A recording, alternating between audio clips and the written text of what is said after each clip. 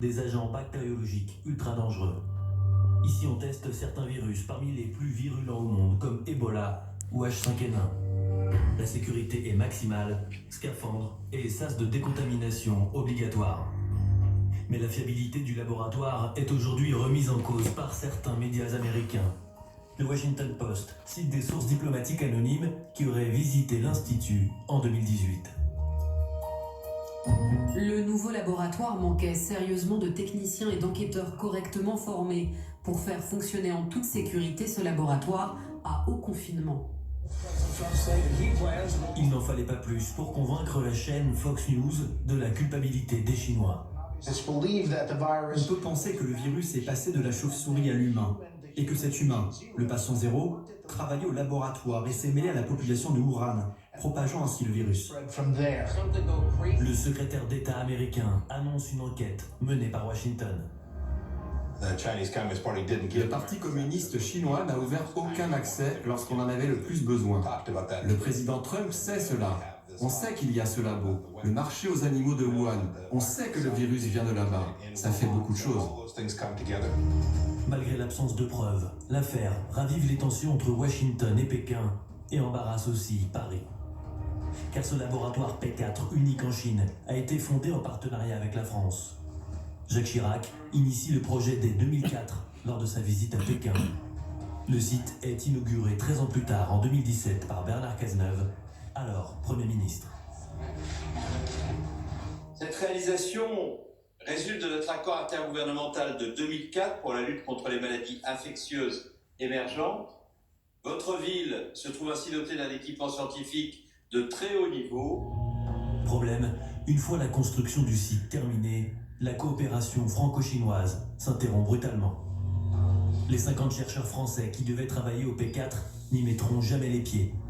Certains s'alarment de voir le laboratoire échapper au contrôle des scientifiques français, comme c'était pourtant prévu. Les chercheurs qui ont pu se rendre sur place avaient quand même une inquiétude sur, alors non pas sur le bâtiment en tant que tel, mais sur, encore une fois, la formation et le fait que les chercheurs chinois puissent réellement manipuler ces virus-là sans aucun risque.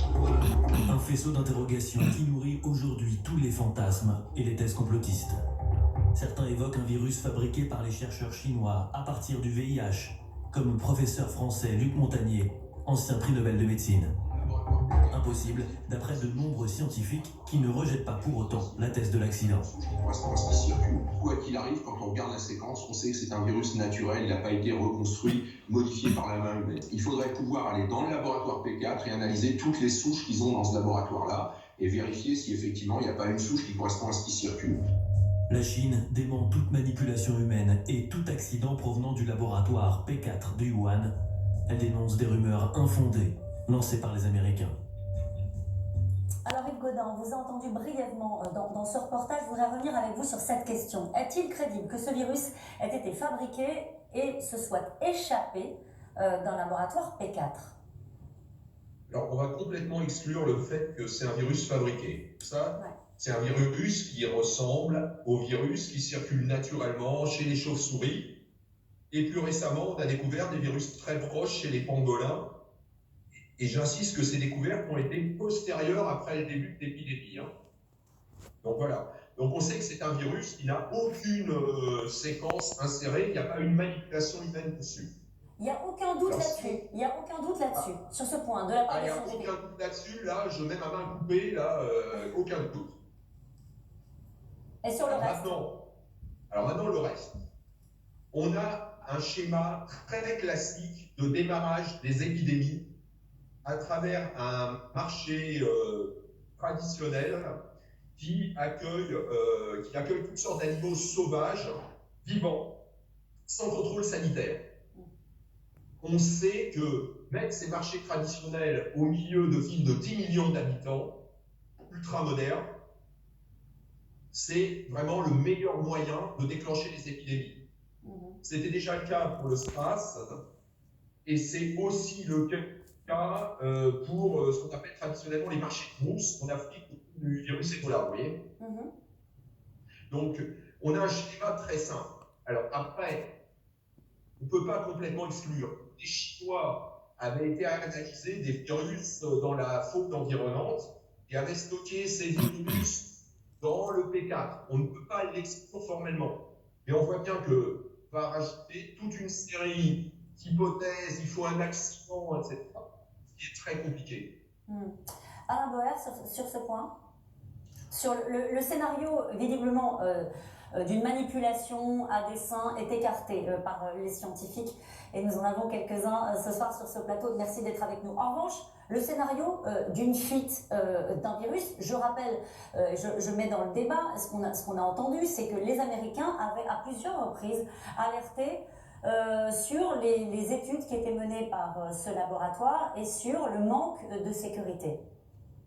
Alors d'abord, on va terminer avec le virus fabriqué. Un virus fabriqué, c'est comme une bombe, il y a toujours une signature. Il y a eu 3500 séquençages du virus depuis qu'il est là, par des laboratoires du monde entier.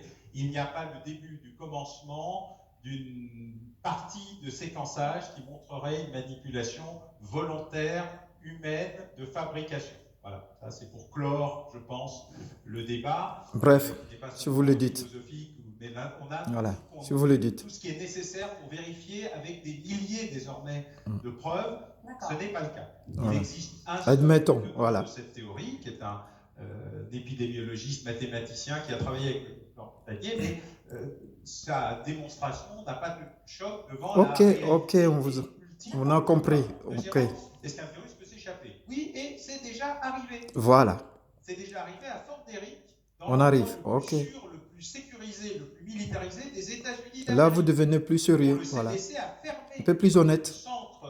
Le laboratoire principal, qui est un P4 militaire, en expliquant que les règles n'étaient pas respectées et que des virus s'étaient échappés, dont celui de l'anthrax, qui n'est pas rien.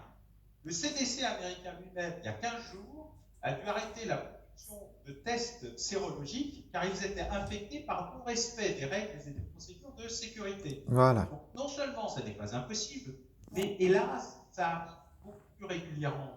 Le point, parce qu'au bout d'un moment, on fait peu attention à la manière dont on traite ces équipements extrêmement importants. Il y a d'ailleurs eu une thèse qui montre qu'il y a eu plus de 260 cas de maladies pour des personnels de laboratoire contaminés dans leur laboratoire.